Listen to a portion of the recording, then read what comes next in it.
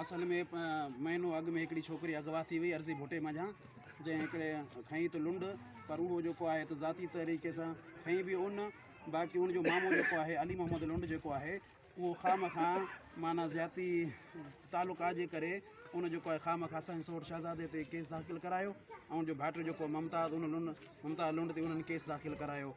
असांजो इन सां न को तालुक़ु आहे न वास्तो आहे न असां इहा छोकिरी ॾिसी बि आहे उन्हनि पाण कयो उहे उते जंहिं कयो कमु उहो उते वेठा आहिनि ख़ाम खां असांखे कराची में हिते पुरअमन तरीक़े सां असां रहूं था पिया असांखे हिरासन कंदा पिया असांजे घरनि ते बि पुलिस आई ऐं असांजे छोकिरे खे बि हितां पकिड़े वई।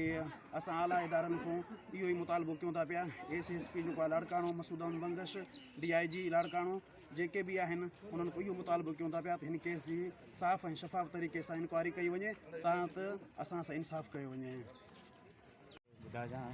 भुटे मूं भुटनि जी छोकिरी भॼी वई हुई उहा जेको आहे सो FIR असांजे माइटनि असां सां ज़ाती हिकिड़ा बहरहाल पंहिंजा ई घरोला रिश्ता जीअं थींदा आहिनि उन्हनि सां असां थोरो नाराज़ हुआसीं उन तहत हुननि असांजो इल्ज़ाम लॻाए करे असांजो FIR कराई वई आहे। मुंहिंजे भाइटे खे बि हितां खणी वई आहे पुलिस ऐं मुंहिंजे घर में नाजाइज़ माण्हू जेके आया कुझु पुलिस एहलकार हुया कुझु अञा ॿिया हुया जेके घर जे अंदरि घिरी करे ॿारनि सां बदतमीज़ी कयूं कुझु रोक रक़म खयूं मुंहिंजे दुकान वारे भाउ खे बि पकिड़े करे शालती पुलिस वटि उते थाणे ते खणी विया। शालती पुलिस वारनि इहो चयो त बाबा हू शरीफ़ माण्हू आहिनि उन जे करे जेको आहे जेको मुंहिंजे भाउ ते चई त FIR न हुई उन खे छॾे ॾिनो बाक़ी चई त FIR हुई मुंहिंजे भाइटे ते उन खे खणी विया आहिनि। खणी करे सिजावल पुलिस हिन टाइम बि चए थी या पैसा ॾियो मां मारींदमि कुटींदमि। बाबा तव्हां तफ़सीस कयो पहिरीं तव्हां इंक्वायरी कयो त केस मेन चीज़ आहे छा वजह छा आहे। असां ज़िंदगी भर में न अर्ज़ी भुटो शहर ॾिठो आहे न ई अर्ज़ी भुटे असां कॾहिं विया आहियूं न ई उहो भुटा असांखे साम्हूं कॾहिं अचनि सुञाणनि की भई हा हे माण्हू कॾहिं हिते आया आहिनि या हिननि सां असां मुलविस आहियूं या मिलिया आहियूं। वरी जेके ॿिया FIR में ॼणायल विया आहिनि दिनारी आहिनि हुननि दिनारनि खां तव्हां पुछियो वञे त की भई ही माण्हू तव्हां कॾहिं क़दीमी में ज़िंदगी भर में कॾहिं तव्हां सां मिलिया आहिनि या जुड़िया आहियो तव्हां कॾहिं ज़िंदगी में। ही सिर्फ़ु असांजो जेको ज़ाती क़ौमी तकरार आहे ही उहे था कराइनि। बाक़ी मुंहिंजी अपील SSB लाड़काणे खे बि आहे DIG खे बि आहे त इंसाफ़ थियो वञे हक़ अदल इंसाफ़ सां थियो वञे।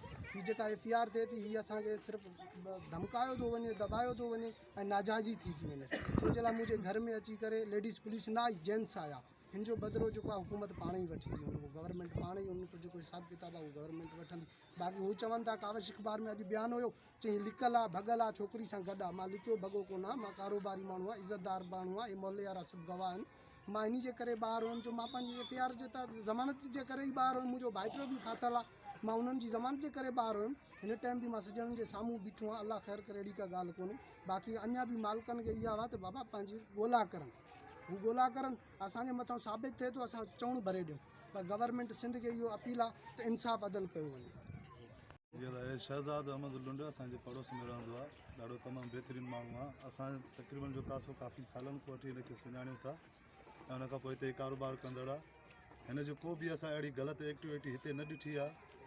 असां हिन जो पड़ोसी आहियूं असांजे साम्हूं ई रहंदो आहे हिन जी का बि अहिड़ो को ग़लति असांजो ॻाल्हि न ॾिठी आहे ऐं तमामु बहितरीनु माण्हू आहे शरीफ़ माण्हू आहे असांजे साम्हूं रहंदड़ माण्हू आहे। असांजो हिते 5-6-7 साल थी विया आहिनि गॾु रहूं था ऐं तमामु बहितरीनु माण्हू आहे। जेकर हिन मथां ग़लति केस आहे त हक़ वारनि खे हक़ करणु घुरिजे। असांजो हुकूमत खां मुतालबो कंदासीं त हिन सां इंसाफ़ कयो वञे। ज़ाती तौरु हिन जे घर में पुलिस रेड कयो आहे न हुननि सां का लेडीज़ पुलिस गॾु आहे न वरी को हुननि खे का अहिड़ी का ॻाल्हि हुई हरू भरू अचे हिन जे छोकिरनि खे खंभे खणी विया आहिनि।